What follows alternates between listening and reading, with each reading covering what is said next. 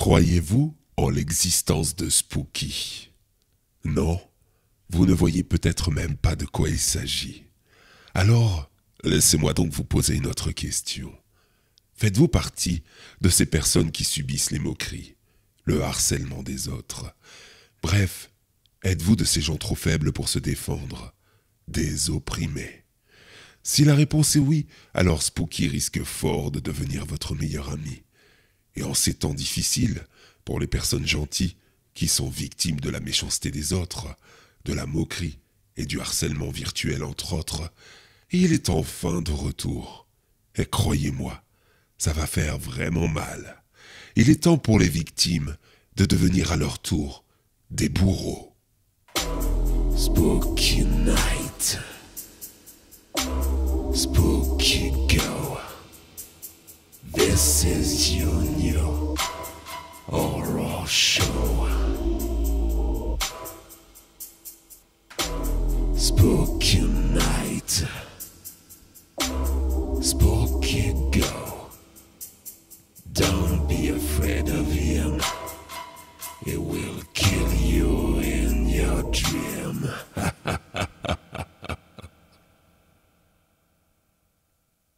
S'il est une chose que tous les humains ont en commun hormis la mort, c'est bien un sentiment que tous nous avons ressenti au moins une fois dans notre vie. La peur.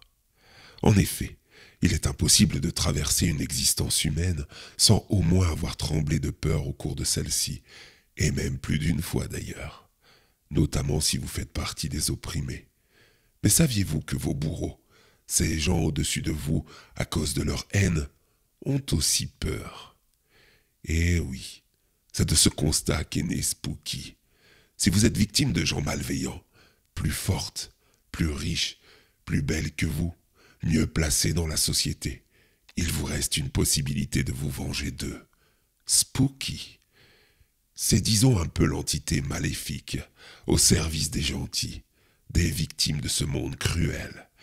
Une possibilité qui leur est offerte pour se venger. Sa création remonte à des temps très anciens, en l'an de grâce 1347 après Jésus-Christ.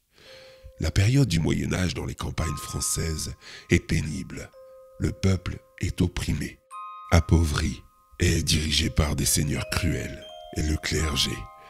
La royauté et la religion se partageant les richesses de l'époque, faisant travailler d'arrache-pied le peuple à son service. C'est dans ce climat de parfaite injustice sociale qu'est né Spooky, dans un village non loin de Paris.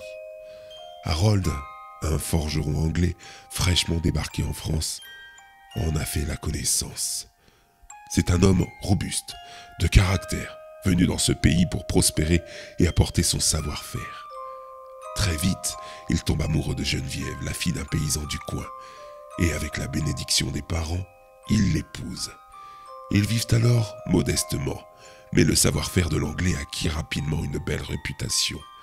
On dit de lui qu'il forge des armes indestructibles.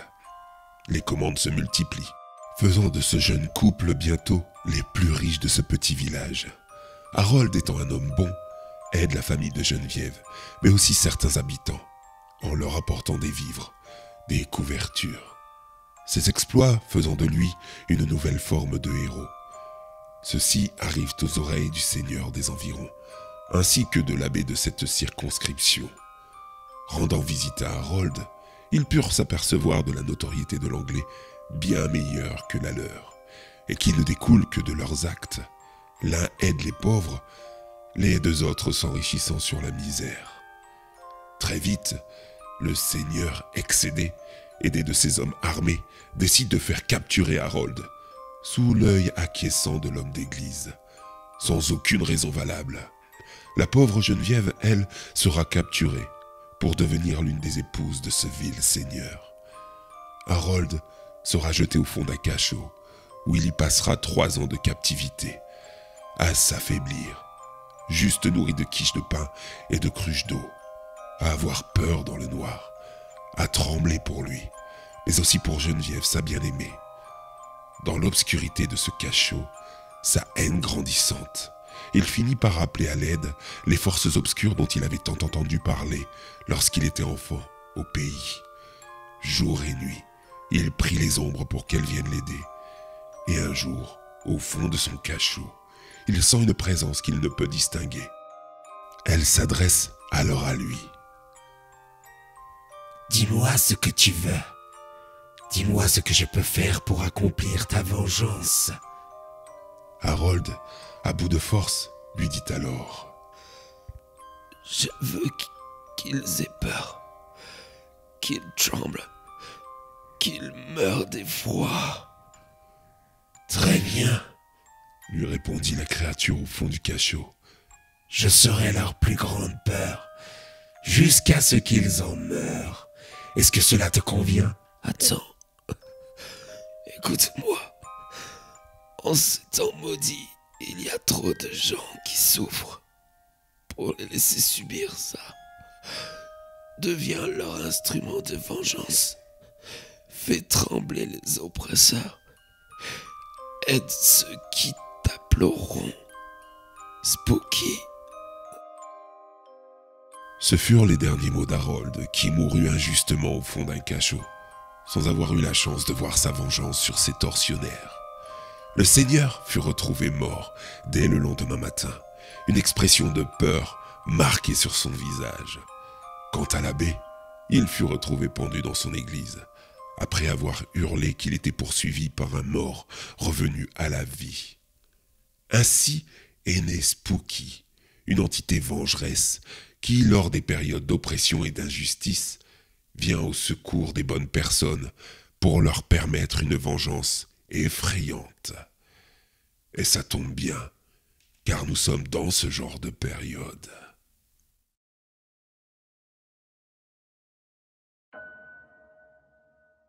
Et voilà, encore une autre journée au lycée, à être persécuté. Depuis le collège, je suis la victime d'un groupe de connards. Mais depuis le lycée, ça s'est accéléré. C'est pire. Pourtant, je n'ai rien fait pour mériter ça. Je suis juste un mec normal, banal. Ni beau ni moche, ni riche ni pauvre. Un élève discret, se trouvant dans la moyenne. Rien qui ne pourrait créer une quelconque jalousie à mon égard. Mais c'est un fait. Je suis leur victime depuis quelques années. Ça ne s'explique pas. Je vais encore me faire insulter, voire frapper. Ils me prendront mon argent de poche. J'en ai des nausées tous les matins. Je suis dégoûté. Si seulement ils pouvaient changer de bouc émissaire et me foutre définitivement la paix. Mais je rêve. À moins d'un miracle, je vais subir ça jusqu'en terminale. Si seulement il y avait une solution pour enfin être débarrassé. C'est tellement trop injuste. C'est tellement trop injuste. Range ta coquille, Calimero, car je t'ai entendu. Qui est là? Montrez-vous. Vraiment? Tu en es sûr? Je ne pense pas que ce soit une très bonne idée.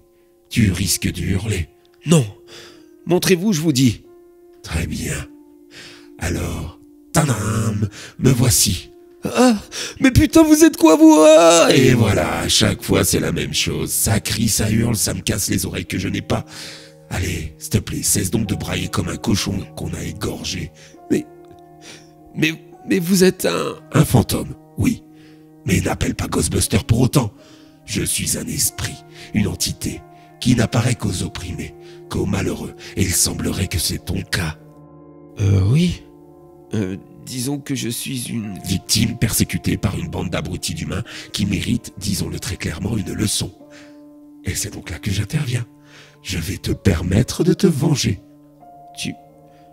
Tu es donc une espèce de super-héros, oui.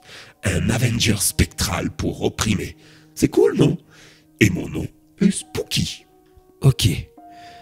Donc, tu es là pour m'aider. Mais quel est ton pouvoir? Je crache du feu et je vole. Mais non, je déconne. Bon, un petit peu d'humour, ça n'a jamais fait de mal, hein. Plus sérieusement, je prends la forme de leurs peurs les plus viscérales et je les rends complètement fous. Ouais.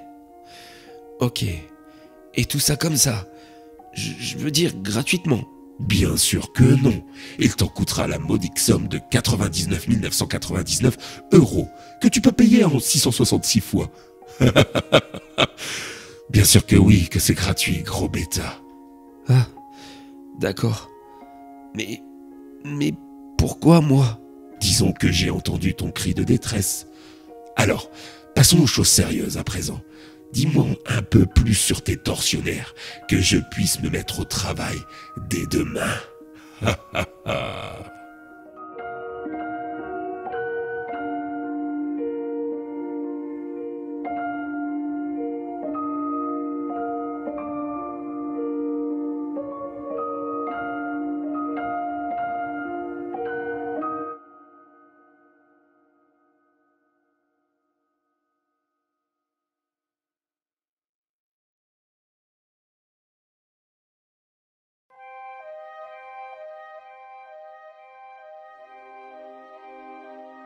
Voilà, tu vois, c'est le groupe là-bas.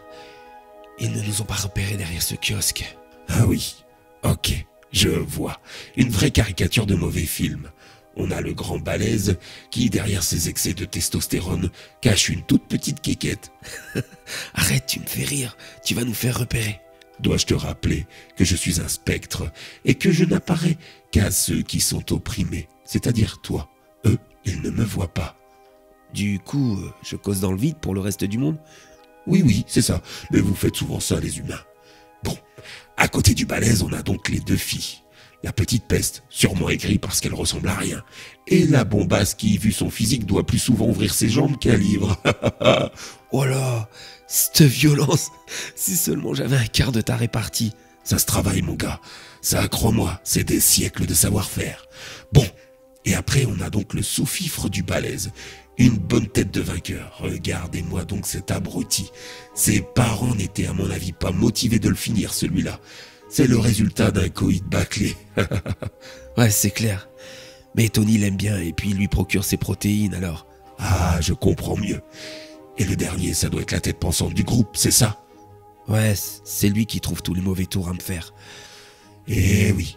Bon, sûrement un QI d'huître, mais une huître vivante. Parce que pour les 4 autres, ça fait longtemps qu'elle est morte, l'huître. Par contre, notre bombasse, elle peut toujours compter sur sa moule. Mais c'est horrible ce que tu dis. Oh putain, si j'avais su que les entités pouvaient être aussi drôles, j'en aurais appelé avant.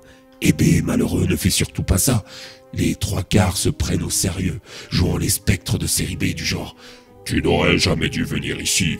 À présent, sur toi va s'abattre la plus terrible des malédictions. » Ah oui, effectivement. Mais toi, dis-moi, t'as toujours été comme ça? Non, avant j'étais un petit peu plus sérieux.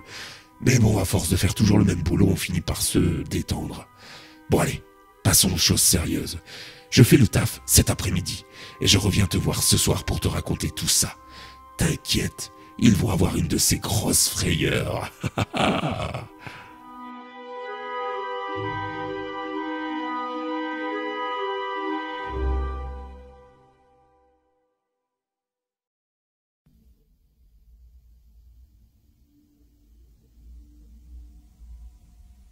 Je me demande toujours si finalement je n'ai pas rêvé tout ça.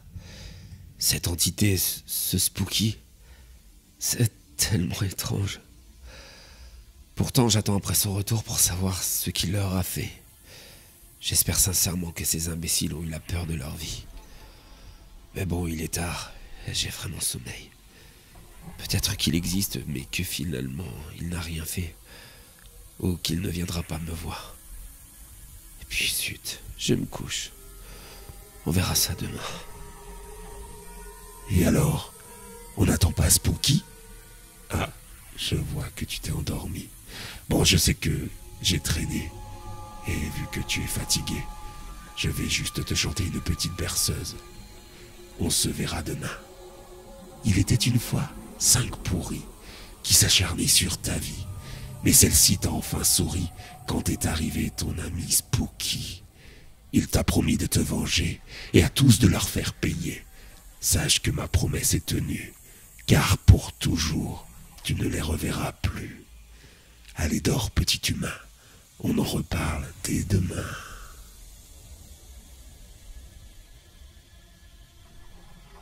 C'est étrange.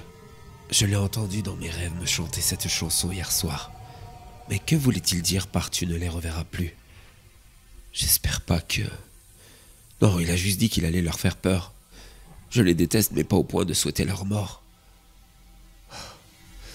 Pourtant, ce matin au lycée, c'était bien la première fois que j'espérais y voir mes tortionnaires. Et aucun d'eux n'était présent. J'avoue que depuis, je ne suis pas vraiment bien. Que s'est-il passé? Qu'est-ce que j'ai fait? Spooky, montre-toi. Dis-moi tout, s'il te plaît, Spooky. Tu m'as appelé? Me voici. Excuse-moi, j'ai un peu tardé, mais j'ai plusieurs affaires en cours. Alors, tu as souhaité qu'il soit puni pour leur harcèlement à ton égard, mon jeune ami. Eh bien, sois rassuré. C'est fait. Oui, mais qu'est-ce que tu leur as fait? Dis-moi. Je leur ai fait peur, comme je te l'avais dit. Après, c'est pas de ma faute si ces petites terreurs étaient de vraies poules mouillées. Étaient? Tu veux dire qu'ils sont... Morts. Ou presque. Oui, mais laisse-moi donc tout te raconter. D'abord, Tony, notre balèze de service. C'est lui qui est passé en premier. Savais-tu que sa peur la plus forte était celle de ne plus avoir tous ses muscles sur son joli corps?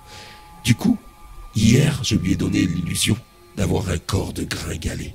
Tout mince, tout chétif. Si tu avais vu l'incompréhension sur son visage. Mais en bon samaritain, je suis intervenu, en lui proposant, sous la forme d'un éminent professeur, de regonfler ses muscles avec une pompe spéciale. Ce qu'il a fait dans une panique totale.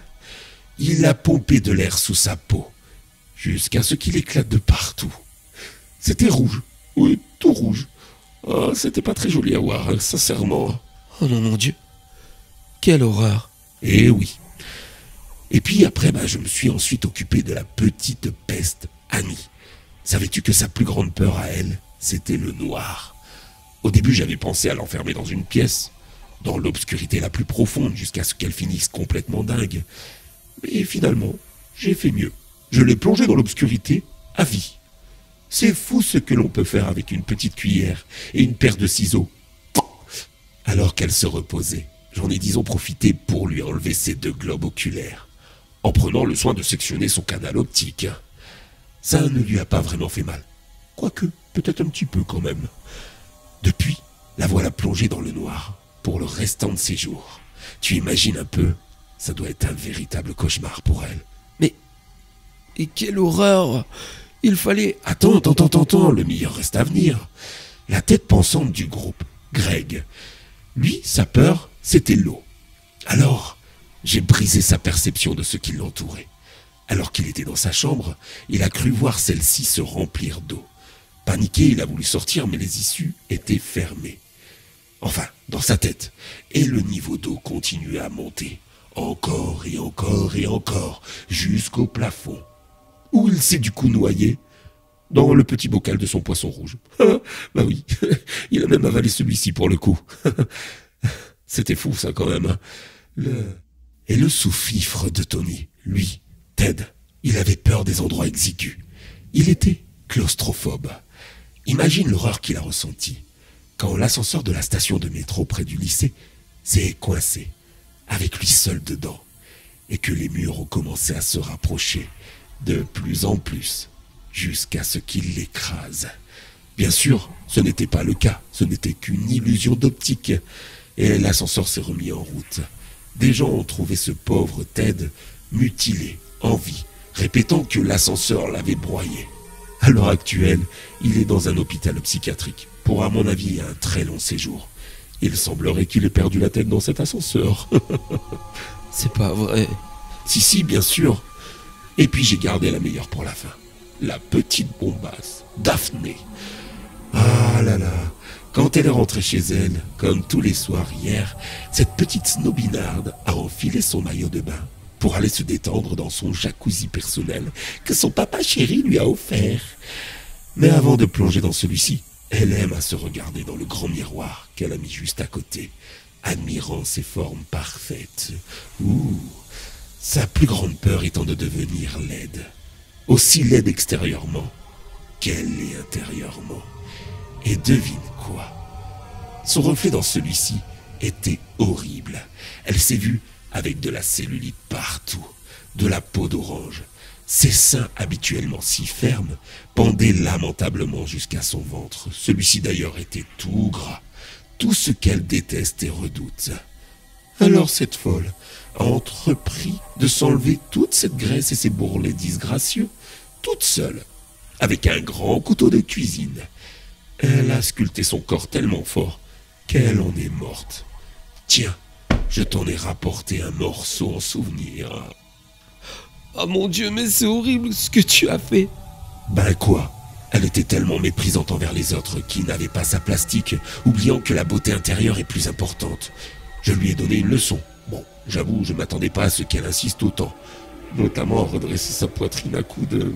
Oh, berk, c'était dégueulasse. Mais non, je les détestais mais pas au point de souhaiter qu'ils meurent. Tu devais juste leur faire peur. Ben, disons que certains sont morts de peur. Mais non, tu n'avais pas à faire ça. Regarde-toi, tu es pareil qu'eux. Tu profites de tes pouvoirs pour... Stop, je t'arrête tout de suite.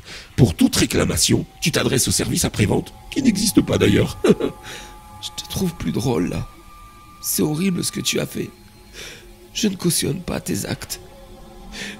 Dégage, je ne veux plus jamais te voir. Vous êtes marrants, vous les opprimés. Faudrait vous venger, mais dès lors que ça tue, il n'y a plus personne. Bande de dégonflés. T'inquiète, Jacob, j'en ai fini avec toi. Je vais aller m'occuper d'autres personnes qui, je l'espère, elles, seront plus reconnaissantes. Allez, bye. Il a dit vrai. Il ne m'a pas menti. Tony, Daphné et Greg sont bien morts. Annie, elle, est aveugle, et Ted est toujours enfermé à l'hôpital psychiatrique. Je n'ai jamais souhaité pareille chose, pareil sort, à aucun d'entre eux, malgré leur méchanceté à mon égard. Me voici responsable indirectement de tout ça. Et je suis tellement désolé. Pourtant, tu devrais être fier de toi. Tu voulais une vengeance, tu l'as. Qu'est-ce que tu fais ici encore, toi? Je t'ai dit que je ne voulais plus te voir. Alors s'il te plaît, Spooky, va-t'en. Hors de ma vue. Tu es une entité meurtrière. Effectivement, oui. Mais je ne peux pas partir. J'ai quelque chose à faire encore ici même. Ah oui? Et c'est quoi, dis-moi? T'excuser peut-être de ne pas avoir écouté ce que j'avais demandé? Non, du tout. Contrairement à toi, petit crétin, je ne regrette jamais ce que je fais. J'assume. Mais je ne suis pas là pour ça.